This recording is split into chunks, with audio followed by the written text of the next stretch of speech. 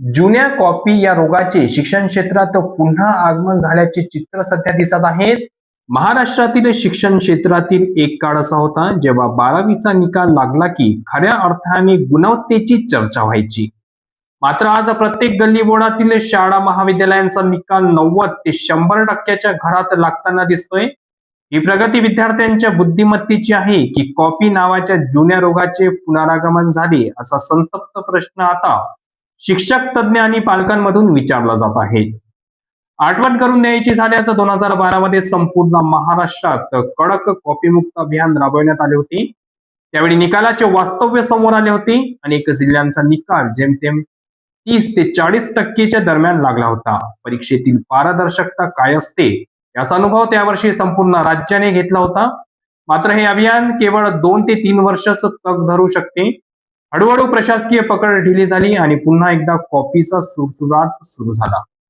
आज परिस्थिती अशी आहे की ज्या शाळांमध्ये मूलभूत सुविधांची वानवा आहे तिथले हे निकाल 100 ते 95% लागत आहेत. 90%च्या पुढे जाणाऱ्या विद्यार्थ्यांची संख्या लाखात आहे.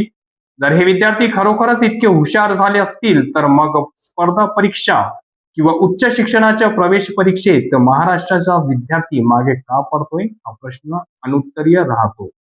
कॉपीचे या सुलभीकरणामुळे सर्वात मोठा फटका प्रामाणिकपणे अभ्यास करणाऱ्या विद्यार्थ्यांना बसत आहे. रात्रंदिवस अभ्यास करून 80% मिळवणाऱ्या विद्यार्थ्यांची किंमत कॉपी करून 95% मिळवणाऱ्या विद्यार्थ्यांसमोर कमी ठरत आहे.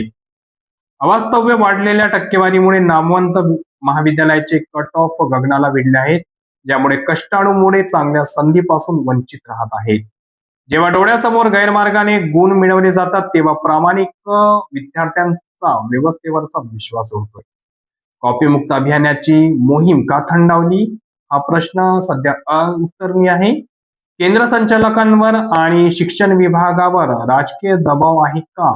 शाळांना स्वतःची प्रतिमा जपण्यासाठी कॉपीला मूक संमती दिली जाते का, असे अनेक प्रश्न उपस्थित होत आहेत.